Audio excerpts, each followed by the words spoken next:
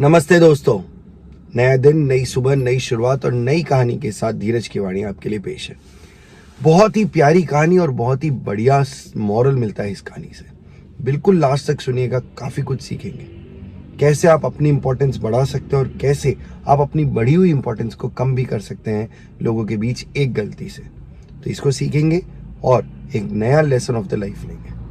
तो एक बार एक फैक्ट्री में एक नया आदमी ज्वाइन करता है। नया आदमी था, ट्रेनी था, तो उसे एक बहुत ही स्किल्ड टेक्नीशियन, काफ़ी पुराना आदमी था, उसके अंडर में डाला गया और उसने उससे सीखने की कोशिश की।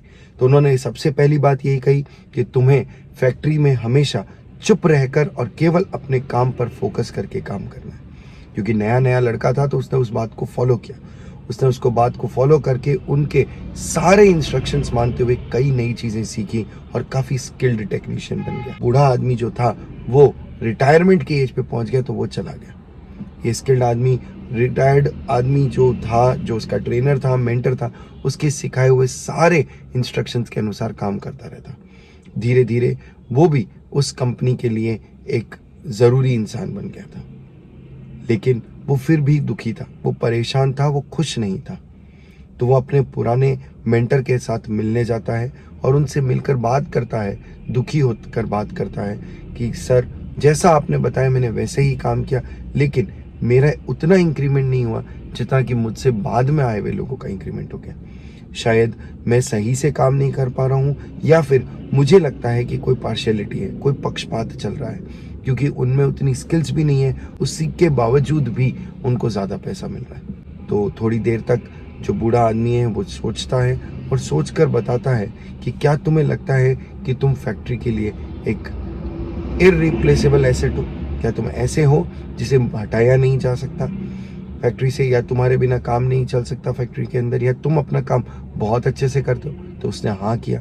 तो उन्होंने कहा तो तुम एक काम करो, एक दिन की छुट्टी ले लो, तुम्हें एक ब्रेक की ज़रूरत है। छुट्टी का कारण तुम जो चाहे वो बता देना अपने फैक्ट्री के अंदर, एक दिन की छुट्टी ले लो। उसने सोचा और सोचकर, क्योंकि वो उनके सारे इंस्ट्रक्शंस मानता था, मानकर फैक्ट्री चला गया और छुट्टी की डिमांड कर ली। जब वो छुट्टी लेकर एक दिन रेस्ट कर कर वापस लौटा तो उसको मैनेजर ने बुलाया और उस मैनेजर ने ये कहा कि तुम्हारे बिना यहाँ पर कई काम सही से नहीं हो पा रहे थे। जो काम तुम चुटकियों में कर देते थे वो काम बिल्कुल डिस्टर्ब हो गए थे, तो इसलिए मैं तुम्हारी सैलरी बढ़ा रहा हूँ। ये सुनकर वो आदमी बड़ा खुश हुआ और उसे बहुत अच्छा लगा। उसे अच्छा लगा कि उसकी सैलरी बढ़ गई और उसे टेक्नीशियन से सीनियर टेक्नीशियन बना दिया गया। ये बात सुनकर उसे एक और तरीका समझ में आ गया कि जब भी अब उसे इंक्रीमेंट चाहिए होता वो एक दिन की छुट्टी ले लेता, या उसके अनुसार काम नहीं हो रहा होता तो वो एक दिन की छुट्टी ले लेता। उस छुट्टी के बाद वो उसका बॉस बुलाता और उसको इंक्रीमेंट दे देता। ऐसा कई महीनों तक चलता रहा और कई महीनों तक उसे इंक्रीमेंट मिलते रहे। लेकिन एक बार फिर जब उसने ऐसे छुट्टी ली और अगले दिन फैक्ट्री जाने की कोशिश की तो उसे फैक्ट्री के बाहर ही रोक दिया गया और उसे फैक्ट्री के अंदर जाने से ब्लॉक कर दिया गया। उसे ये बात समझ में नहीं आई। वो अपने मेंटर के पास पूछा कि जैसा आपने कहा था मैंने वैसे ही किया, लेकिन फिर मेरे को क्यों ब्लॉक किया गया? तो मेंटर ने कहा कि तुम्हें उस दिन बड़ी जल्दी थी घर जाने की, वापस लौटने की, और तुमने पूरी बात नहीं सुनी, केवल आधी ही बात सुनी। जो दूसरा हाफ था, जो आधी बात थी, वो ज़्यादा इंपॉर्टेंट थी कंपेयर टू पहले बात। उसने बोला क्या थी वो बात? उसने ये कहा कि जब भी कोई बल्ब फ्यूज़ होता है या नहीं जल रहा होता है तभी उसकी इंपॉर्टेंस पता चलती है।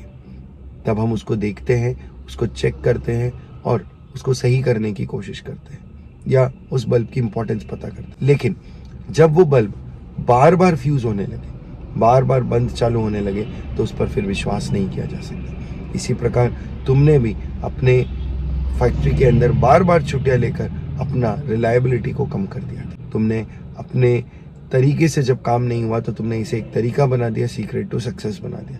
लेकिन ये कभी भी सीक्रेट टू सक्सेस नहीं होता है। अपनी इम्पोर्टेंस लोगों के बीच में बनानी चाहिए और लोगों की इम्पोर्टेंस भी हमें पता होनी चाहिए, ना कि उनके जाने के बाद उनकी इम्पोर्टेंस का पता करना चाहिए। तो इस चीज़ का हमेशा ध्यान रखो कि अपनी इम्पोर्टेंस भी बनाए रखो लोगों के बीच में, और लोगों की भी इम्पोर्टेंस उनके जीते जी उनकी इम्पोर्टेंस को समझो। कई बार कई लोगों को हम टेकन फॉर ग्रांटेड ले लेते हैं और उनके जाने के बाद हम बड़े दुखी होते हैं।